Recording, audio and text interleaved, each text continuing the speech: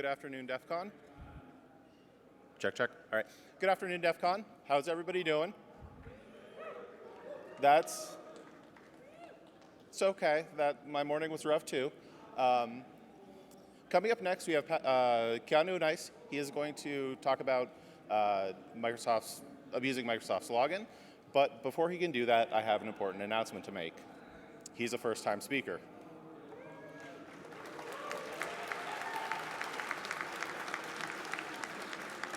So we do this shot to celebrate the fact that somebody has put in the effort and finally got accepted to DEF CON. It's a big accomplishment for a lot of presenters. It represents like a year of their work, and they're finally getting to show it off. And this is how we welcome new speakers into the DEF CON family. So help me welcome Keanu.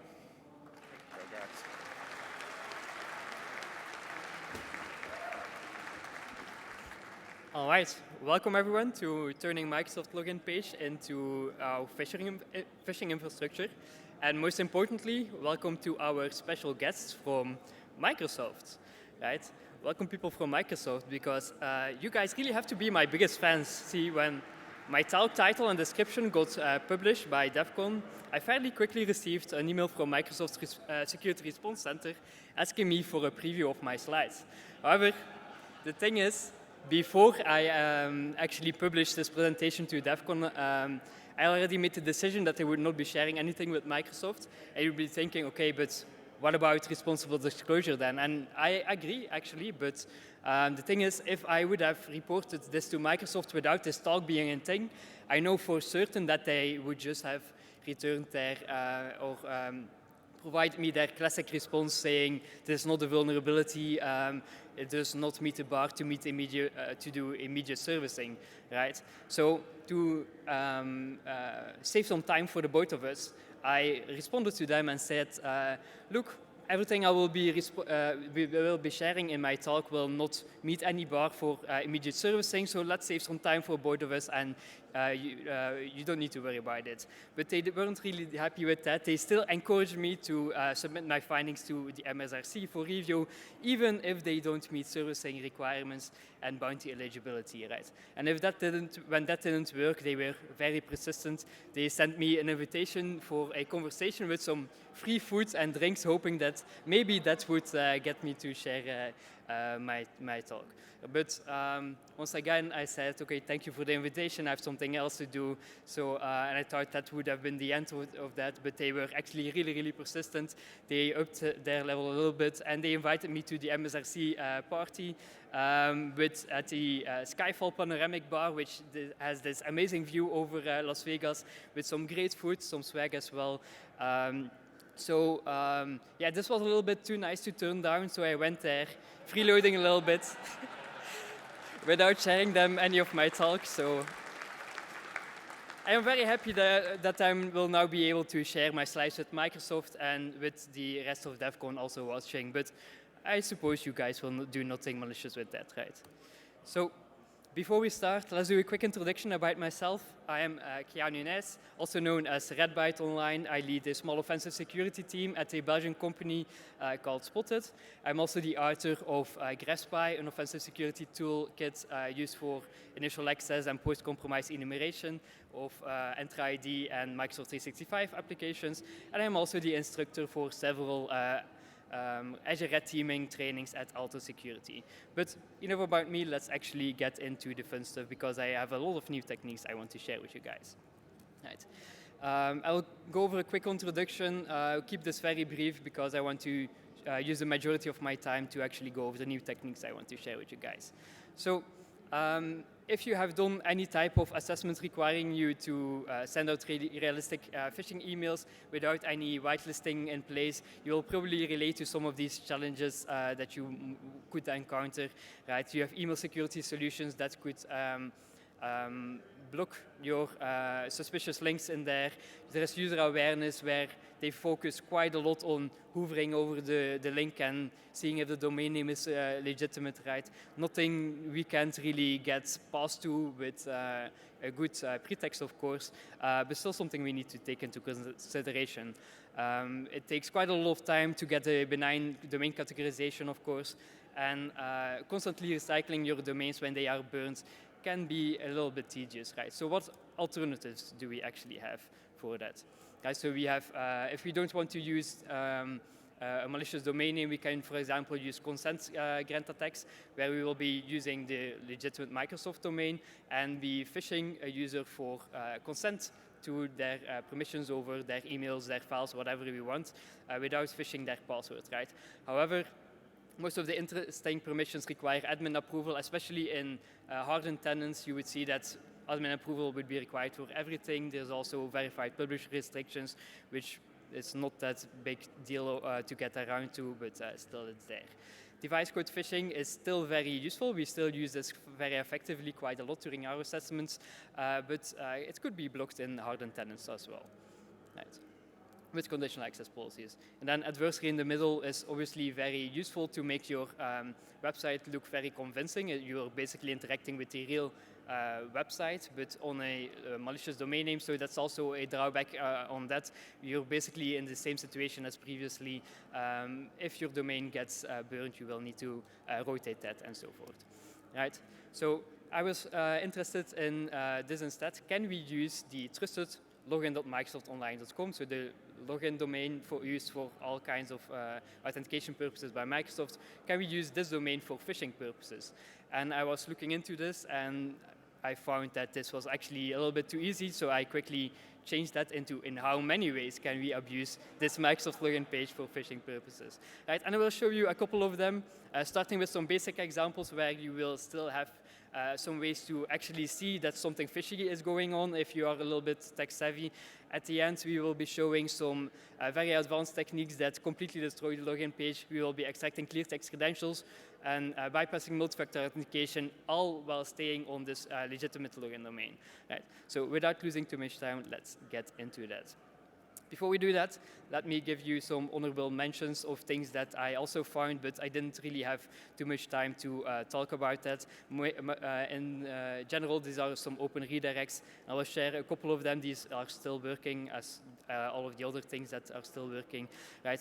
First, you can use federation as an open redirect. So what you can do is you can configure a domain in your attacker tenant, set the sign-in URL for federation to your phishing page, and then you can craft a URL that looks something like this, login.microsoftonline.com, and then with some parameters with the login hint of the domain that you set up for federation. And if you would forward that link to the to your victim, it would instantly redirect to that phishing domain where you can host something like EvilGenX or whatever you want to capture credentials, right? So basic open redirect, which is basically known of how federation works, so this is probably something that they can't really patch. Additionally, another thing that you can do is you can create an app registration in your Enter ID tenant with a redirect URL to your phishing page, and then create a URL with the prompt equals non-parameter, and that would basically bypass the consent prompt being shown or any type of prompt being shown, so no login page or whatever, and it would instantly redirect to your redirect URL, right? Even if with the most restrictive consent settings, it would still instantly redirect. And then a slight alternative to that, what you can do is create, once again, an app registration with your redirect URL to your phishing page. However, here we will craft a URL with an invalid scope parameter. And what happens over here is the user will be redirected, but only after legitimate authentication. So they will still see a little bit of the login page. They will stay there, sign in with their legitimate credentials, MFA, whatever they would need. And after they sign in, usually the consent prompt would be shown. However, because we are using an invalid scope that Microsoft doesn't understand, it will throw an error. It will not show an error, but it will instantly redirect to the redirect URL, right? Even with the most restrictive user consent setting. So a couple of open redirects, which I shared with, these three I shared with Microsoft to give them something. I have not received a response about that, but I'm fairly certain that this is something they can't fix. I will show you a quick demo of the last one. Right? So at the left you have the attacker point of view, at the right you have the user point of view. So this is the URL we would send to the user, for example, that we want to phish. With an invalid scope, that's the most important one. So we copy that one, paste that into the browser. All right, and you would see the other ones would instantly redirect you to your phishing page. This one will stay on the legitimate Microsoft login website for a bit.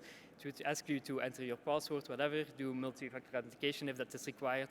And as soon as that happens, you would see it would redirect to our malicious website, where we can, for example, say, okay, because you're accessing sensitive information, you are required to sign in once again, or you can say your password expired or whatever.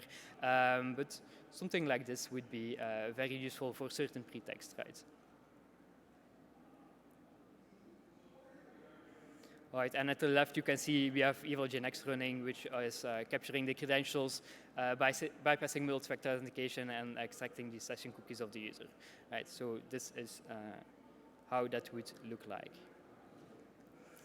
All right, so open redirects are nice, but I didn't want to talk too much about that because, to be honest, they are not that impressive, of course. Can be useful in certain use cases if you want to use that. Right, but let's look at some other approaches. And for the first one, I will be talking about, or I will be using self-service signup. So what is self-service signup? So self-service signup basically allows external users to sign in to applications in your tenant with their own credentials. So they will basically, when you set that up, be allowed to register a guest account in your Entra ID tenant without being invited already or anything. Right? This can be useful in certain use cases. Obviously, by default, that is disabled, but you can enable that if you want that in your Entra ID tenants.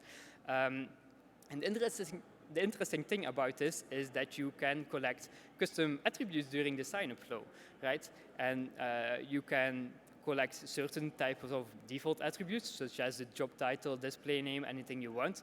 However, nothing stops you of creating a custom attribute called password, for example, and an additional integer, for example, called MFA code, right? So these attributes would be collected by Microsoft during the sign-in page, and the user would be requested to fill in whatever they want for these values, right? So, and then you're probably thinking, okay, but how do we validate whether the password is actually correct or not, right? Because the user can fill in anything over there. So with an API connector, we can actually do that. What the API connector will allow us to do is it will allow us to do input validation of all of the inputs that is provided in these custom attributes, right? So with this, we will be able to validate the password, return an error message if it's incorrect. Right, so let's look at how the attack would work. We send a link to the user.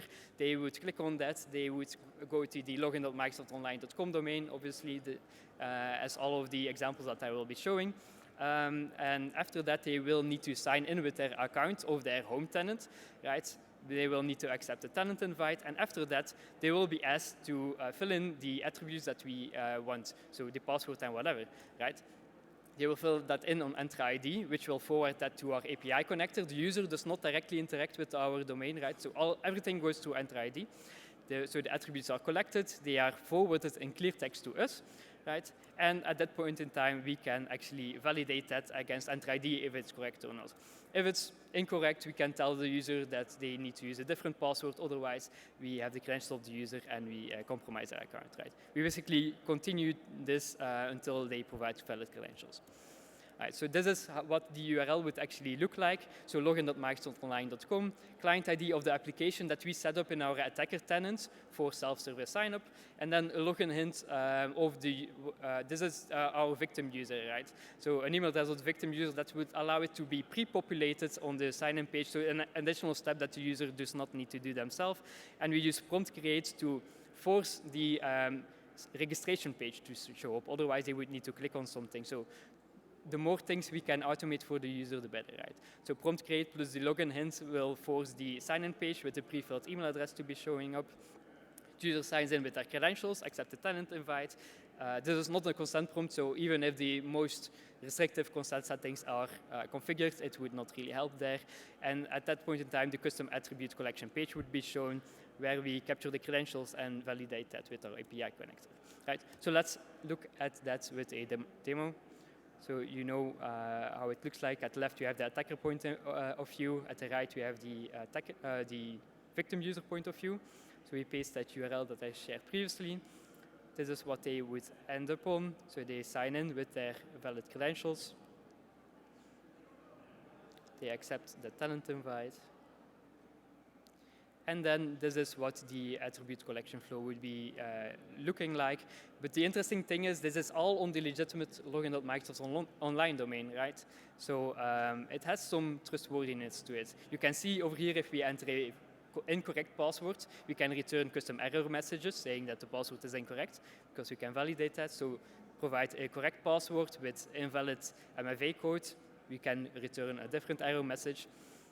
And if the user provides a correct MFA code and a correct password, you will see that we can return a custom error message. Right?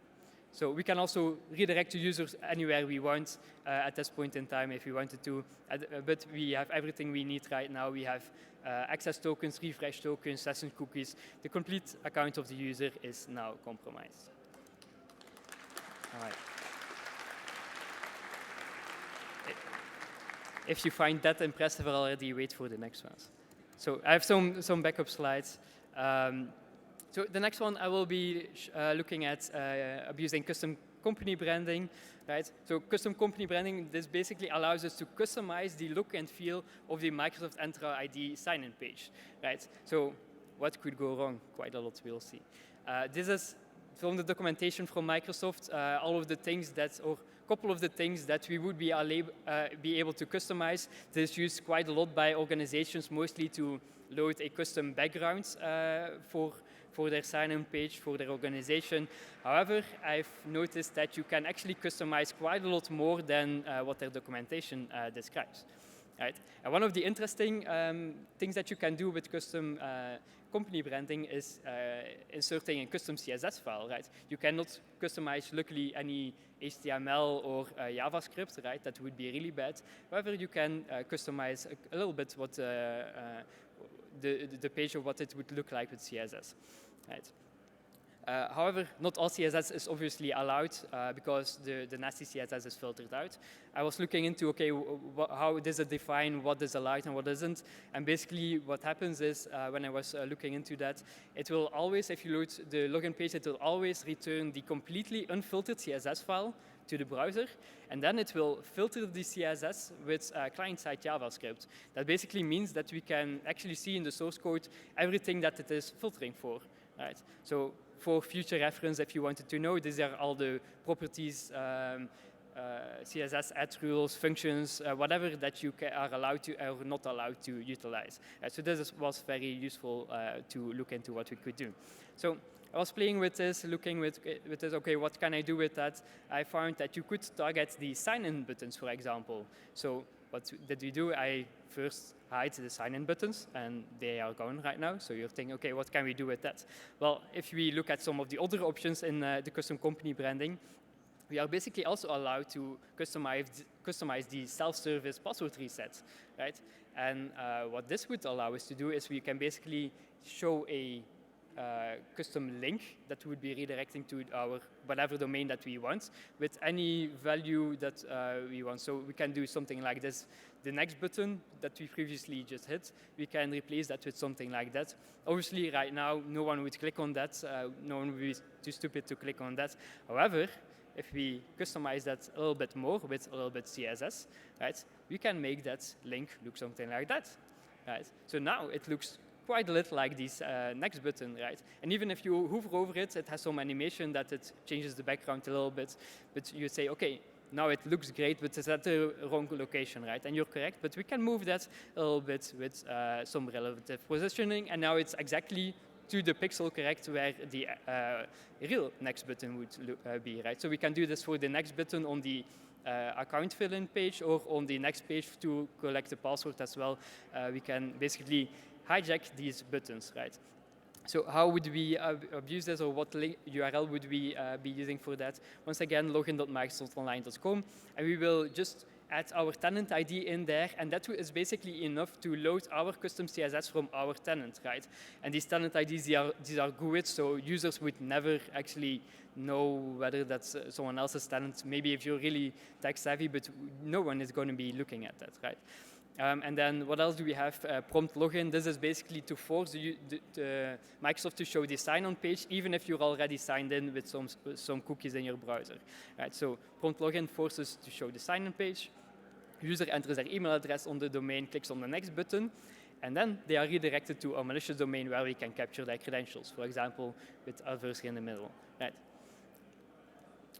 All right, so what does that look like for the user? So they are on login.microsoftonline.com. For example, we are phishing the CEO of Microsoft. They provide their email address. They click on the next button, and they see the password fill-in page, right? But this is on a different domain, but it's so seamless, the user doesn't see it. They click on the button, and they see the next page that they're expecting, but on a different domain, right? So it's very, very powerful. So let's look at an example of that. So we go to that domain. User fills in their email address, clicks.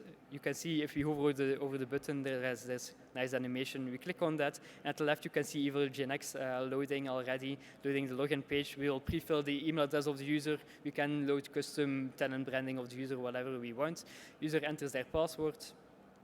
And if they sign in, they would get an MFA prompt or whatever. Obviously, we don't know the password of the CEO of Microsoft, of course, but you can see where this is going, right? This is just for a demonstration. All right. Let's look at something else we can do with password authentication. So password authentication is one of the methods that you can use to allow your users to sign in with their on-premise credentials to any Entra ID integrated application, right? So the way that this works in the background is Entra ID will literally forward the password in clear text to your on-prem agent, where on-prem PTA agents, which will decrypt the credentials and validate them against a domain controller, right? So this is fairly abused quite a lot already. It's a well-known post-compromise persistence attack technique where you backdoor the PTA agent and you basically wait for authentication attempts and you extract clear text credentials from that, right? So this is usually done after full domain compromise. You compromise someone's on-prem environment and then you install this backdoor, right? Which requires quite a lot of high privileges. So how does the authentication flow work? So user goes through any application, it will be redirected to Entra ID, right? Entra ID will ask for the credentials. So the credentials are added on Entra ID's login page, which will then be forwarded to your on-prem password authentication agent for validation. At this point in time, your passwords are in clear text on this agent, and they will validate that against the on-premise domain controller. And what is also important to know, the password authentication agent here is in charge of whether they want to accept or decline the authentication or not, right? So that is how it works. So as I said, it's a known technique to use this for persistent purposes. However, what my idea was, can we use that for initial access? Can we use password authentication, set that up in our attacker tenant, right? And steal clear text credentials of users in other tenants, right? So this was my plan. I set up password authentication in our tenant that I control, so I can do that. I backdoor the PTA agent on premise, which is running on a server that I control, so I can do that as well. So this is all fairly straightforward. But then the tricky part becomes we need to trick users from other tenants to sign into our domain or to our Entra ID tenant, right? Otherwise, we wouldn't be able to get their credentials. So this one is easier said than done, but let's look at that in a little bit. So let's first look at the first step. I will go over this briefly. It's very boring, but it's all documented from Microsoft, how we can set that up. So we set up an Entra ID domain. We set up Entra Connect Sync. We set up password authentication over there, go through all the steps that are needed, and eventually we see password authentication is enabled for our tenant. Right. Then, second thing we need to do is we need to backdoor that password authentication agent. Right. Here we will be using PTA Spy from AAD internals by Dr. Azure AD, but there are a lot of tools that do the same thing basically. But PTA Spy is very easy to install. We just use install AAD int PTA Spy on our PTA agents. And then after that, when we test that by signing into some accounts from our tenants, we will be able to see the clear text credentials, right? So now let's look at the other part. How can we force users from other tenants to sign into our tenant? Right. There are a couple of constraints to that of what we are restricted to make it still collect the credentials with PTA, right? So we can only target users in our own tenant, otherwise they wouldn't be able to sign into our tenant, and then definitely it would not be able to use PTA from our tenant, right? password authentication also only works with hybrid users, so cloud-only users will not work. For example, guest accounts are cloud-only users, so these can't be synced to on-prem, so something like that would not be possible, right? So what other options do we have? I was looking into this setting, email as alternate login ID, because it is very underestimated feature that can be fairly useful in some cases. Basically, what this allows you to do, if you enable that in your tenant, you can basically allow users in your tenant to sign in with any email address that is defined in their proxy address attribute. And this proxy address attribute can, in certain cases, have email addresses from unverified domains, right, that you do not own. Right? So I was looking into that for a cloud-only user just to test this really quickly. If you said you cannot control the proxy address directly, but you can, for example, update the email attribute, and for cloud-only users, this gets propagated automatically to the proxy address field. So you can see over here, we set that to non-synced@microsoft.com. We don't own the Microsoft.com domain, but you can still do that. And after that, with the previous setting, we can actually sign in with that account into our tenant, and it will be linked to that specific user, right? So this, you could think that probably is something you can actually trick a user of a different tenant into signing in with our tenant, right? Because their email address could be displayed on our login page, right? However, when I looked into that for synced users, then we saw that this email property is not propagated. And I tried a lot of things to try to influence that, but even setting the proxy address fields on-prem, for example, it does not automatically propagate to the proxy address field in Entra ID. So there was no way for synced users to influence that to get unverified domain names in there. And this is documented by Microsoft as well. Right. So I needed to find something else. And that's why when I started looking into the custom CSS that I showed previously. Right. So I was thinking, okay, can we maybe modify how the email property is shown on the login page with custom CSS? And I was looking at all the attributes that we can customize, or the custom selectors that we have in CSS, but none of them allowed us to directly select the email address that is shown on the page. However, the closest one that we do have is something like the sign-in box, or we can set CSS to the complete body. That is still possible, but things like end child or anything similar that would allow us to only select that email address are all disallowed. So we can't do that. So what we would need to find is some way to set something on a parent element on the page that would only affect the email address property without modifying the rest of the page.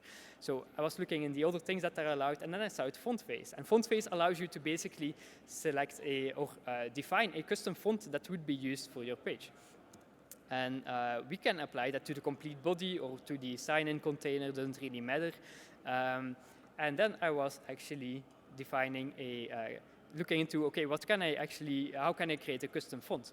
So I found this neat application that would allow me to do that. And as you can see over here, this looks quite a lot like an S. However, if you look at a little bit closer, this is actually a hyphen, right? As a human, you would think that this is an S, but the computer will think that this is a hyphen. This is a dash character, basically, right? Really swirling dash character, but it's a dash character. So what we can do is now purchase a domain, micro-off.com, and the computer, your browser, will think that micro-off.com will be there, but it will render it as Microsoft.com, right? So now we can, since we verified that domain, we own that domain, we can create any users with that email address, like admin@micro-off.com, for example. We can set up some conditional access policies if we don't want the user to gain access to our tenant after we phish them, for example. And then we set up this custom CSS to implement our custom font, right? We load our custom font from a specific location, doesn't really matter. And we set that font to only take place on when the hyphen character is loaded, right? So only use that font for the hyphen character, which is 2D in hexadecimal, right? And then all the other fonts are basically the normal fonts that Microsoft would otherwise use, right? And this is what it would look like for the user. So the user sees admin@microsoft.com, but if you look at the source code, it is admin@micro-off.com, right? So very convenient. And our phishing URL can be as short as this, login.microsoftonline.com, and then a login hint with our email address of the user we want to phish with a slight modification at that. Obviously, the user might see that, so you can do a little bit obfuscation or encoding of that. You can use some URL encoding over there. You can encode whatever you want, a small part. The complete email address, you can add any parameters in there to make the URL look more legitimate, right? At the end, it will be very hard for the user to see that this small modification is in there, right? So let's look at a demonstration of that. So this is our attacker server where our PTA agent is running and PTA spy is running. So right now you can see it is installed, but there are no credentials just yet. So this is the victim point of view. They go to our phishing domain. Or yeah, they go to login.microsoftonline.com. You will see it looks like admin.microsoft.com. And you can also see it will show up the credentials from their password manager as well, because they are on the legitimate Microsoft domain. After they sign in, we get their credentials in clear text, basically. Right. All right. Thank you. But there are still a little bit of limitations to that, right? If you look at the previous demo, you might have seen that. Obviously, a wrong password can be provided by the user because PTA spy will always return a successful authentication without validating the password, right? So we need to take care of that. And the second thing is clear text passwords are nice, but they are useless if multi-factor authentication is enforced, right? So let's see what we can do to work with that, right? So we will use the same CSS as previously, but we will add a little bit of extra CSS to that, basically to modify the title that will be shown on the sign-in page. And what is the title? This is basically the area between the email address and the password field, right? So we will hide that title, and we will actually load a custom image from a location that we control from our attacker web server, right? So what will we be doing with that? The first time that it loads, we will, and it requests that image, we will return this image. Enter password, so just regularly as usual, this would be what would be shown the first time. After we have validated the password of the user, we will redirect them to the login page a second time, and then we will load this image, enter code. And now the login page would look like this, right? And yeah, since we are using password authentication, we will be actually be capturing that OTP code once again with our backdoor of our password authentication agent, right? Then we also need to modify how the PTA spy works a little bit, because as we said, it will always return a valid authentication attempt. It will not validate the credentials of the user. So how PTA spy works is basically on the PTA agent, it will hook the login user API call from the Microsoft API, the Windows API, right? What we will do is we will modify that hook a little bit, and we will actually implement a new function that will validate the credentials. It's too big to actually show here. I might share that on GitHub in a while, but for now, I will just show you a little bit of snippets from this. And if the authentication is successful, we will return successful authentication. Otherwise, we will return an error, and Microsoft will show that error, and the user will enter a new password, right? So how will this go in the background? We send the link to the user to our sign-in page of Enter ID, right? They will click on that, and obviously when the sign-in page loads, it will request that image. So the first time it loads that image from our web server, we return this image. The user will enter their password because it is instructed to do that, which will be forwarded to Enter ID, and Enter ID will forward that to our password authentication agent, right? At this point, we validate that password against Enter ID, right? And if the authentication is successful, we return that. If it's unsuccessful, we return an error message, and they can try again, right? Let's assume it is successful. What we will do is we'll let our web server that's hosting our image know that the authentication was successful. So it knows next time if we need to load an image in the next couple of minutes, we know that it needs to return the other image, right? At this point in time, we also redirect the user to the login page once again. and they will receive the image once again to be requesting their OTP code, right? They will provide the OTP code in the password field, right, which will be forwarded to our PTA agent. We can validate that once again to enter ID. If it's unsuccessful, we can return an error once again. If it's successful, we compromise the user account. So this is the ID behind it.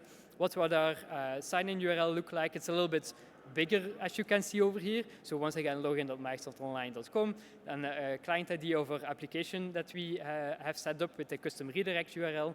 The prompt login to force the login page to be shown even as the user is already signed in, which is required because we will need to sign in the user 2 times, right? And then the email address of the user we want to target. And then the redirect URL will redirect the user after successful authentication once again to the login page.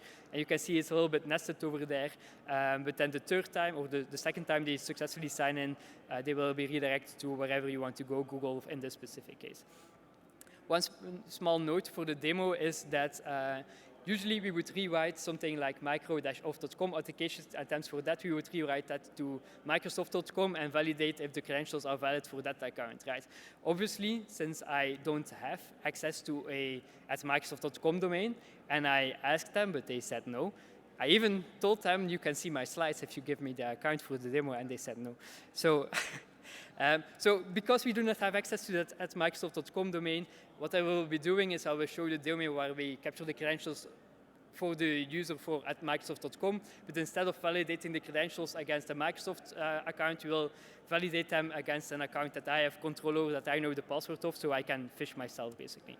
Right. So let's look into that. So over here, we have the victim point of view in the bottom left corner. Everything will happen on the legitimate Microsoft login page, so they will be asked to enter their password.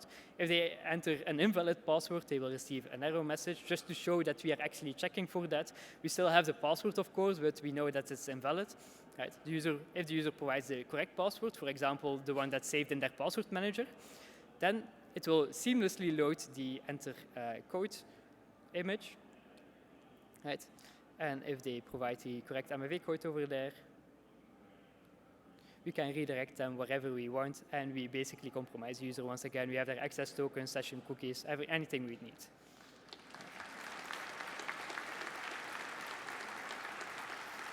All right. So this is nice once again, but there's still a couple of limitations to that.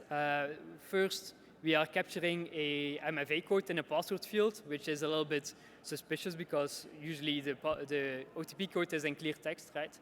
Additionally, authenticator app notifications are a little bit more convenient in company environments, right? They are used quite a lot more and they are more convenient for the user. So I was looking, okay, can we actually do something with that instead, right? And for that, we will actually need 2 Enter ID tenants. The first one will have the same CSS as we saw previously. It will only replace the hyphen with an S character, right? The other CSS that you saw previously, we don't use that. And yeah, it's basically the main sign-in page that you saw previously, right? Then the second tenant, which we will redirect the user to after authentication, will have this CSS. And basically what this will be doing is it will replace the complete sign-in box with an image. And you're thinking, okay, what's image? An image looking something like this. Right, showing the 2-digit code that would be that they would need to sign in on their authenticator app. Right? And you're thinking, okay, but how do we know in advance which specific 2-digit code that the user needs to enter? Well, we don't know, so we just generate an image for all of them, right? So this took quite a while. So I have 100 images ready over here, and basically it doesn't matter what image that or which code that Microsoft provides us, we can return that. And this is how the attack flow would go. So we send a link to the user to sign into the first tenant, right?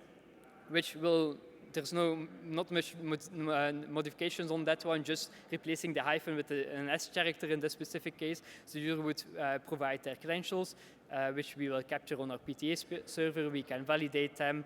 If there is an error, we can return that. If not, we return a successful authentication. And at this point in time, we will also receive a 2-digit MFA code from Enter ID if MFA is set up, and we forward that to our web server, right? So, for example, 42. we redirect the user to now tenant 2, where our different CSS is loaded, and there it will actually load the image, right? Because we're replacing the complete sign-in prompt with an image, and whatever code that is needed, right? In the meantime, our attacker server is constantly polling, checking if the authentication already succeeded with MFA, right? The user will see the 2-digit code. They will also look down because they just received a notification on their phone to ask for the 2-digit code, so they provide that, which will be forwarded to Enter ID, and at that point in time, we compromise the user's account, right? So let's look at our final demo over here. Once again, login.microsoftonline.com with some custom properties, which you can see over there. And the redirect URL will just redirect them once again to the login page of the second tenant. So you can see that in action over here. First time we enter the password. So it's going to be an invalid password first time. So you can see no redirection if the user enters an invalid password. If we take the correct password from our authenticator extension or whatever, right? The user will be redirected to the second tenant where this image would be shown. And as you can see over here, the user has entered their multi-factor authentication on their app. We get their access token, refresh token, and their session cookies. You will see they will not be redirected over here. So this could be something that they will note. However, they are still on a legitimate Microsoft login page, so it is not that suspicious, right? All right. So for that, we would actually need 2 tenants. You can actually do something where you only use 1 tenant if you really want that, but then you would need to use this browser language customization. And what this allows you to do is specify custom tenant branding for a specific language, right? So for each language, you could load a custom CSS file, which would allow us to, for example, do something like this. By default, in any language, it would return the normal login page. If the language is set to French, for example, we return the MFA prompt. And we can actually modify which language is used with this parameter, this LC parameter. We provide an ID over there for French, for example, and then it would load the login page, right? So this would allow you to do this exact same attack with only 1 Enter ID tenant. However, you will note one slight difference. If you change the language, it would also change the language in the page title. So this could something that could be seen, but probably not too suspicious for the user, and they will probably not notice it because they just received a notification in their Authenticator app, right? So to summarize, I showed about 8 techniques. The open redirect ones, I went over them fairly quickly. If you are interested in that, the slides for that are at the back of my presentation as well, because I first created some slides for that. So you will be able to see that still. 4 of these techniques we can actually be using or staying completely within the legitimate login.microsoftonline.com domain, right, without going anywhere else. And a couple of them will also bypass multi-factor authentication, right? So to summarize, login.microsoftonline.com is a free redirector for phishing pages. It can serve any image as if it is Imager, right? So if you want to host cat memes on Microsoft's login page, you can do that if you want. Right. It is the most trusted credential harvester by far, and it's basically the perfect all-in-one phishing platform, phishing as a service platform. Right. Some references over here from obviously Dr. Azure AD for his awesome work with AD internals, and PTA Spy, which we use quite a lot over here, which is based on the research of Adam Chester, actually. And also to a quick shout out to Kuba, the creator of EvilGenX, which allowed me to use the EvilGenX Pro version for some of these demos over here. If you have any questions, feel free to come ask me after the session or reach out to me on my socials. You can see that over here.